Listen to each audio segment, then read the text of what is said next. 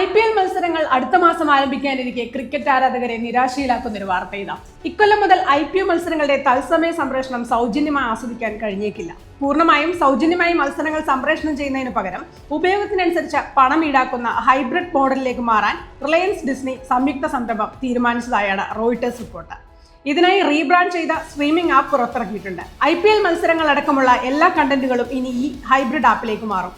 ആദ്യ സമയങ്ങളിൽ സൗജന്യമായി ഉപയോഗിക്കാൻ കഴിയുമെങ്കിലും പിന്നീട് ഉപഭോഗത്തിനനുസരിച്ചുള്ള സബ്സ്ക്രിപ്ഷൻ പ്ലാനുകൾ അവതരിപ്പിക്കും.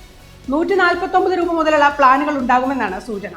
പരസ്യരഹിത കണ്ടന്റുകൾക്ക് 499 രൂപയുടെ പ്ലാൻ ഉണ്ടാവും. മുകേഷ് അംബാനിയുടെ റിലയൻസും വോൾട്ട് ഡിസ്നിയും കഴിഞ്ഞ വർഷം ലയിച്ചിരുന്നു.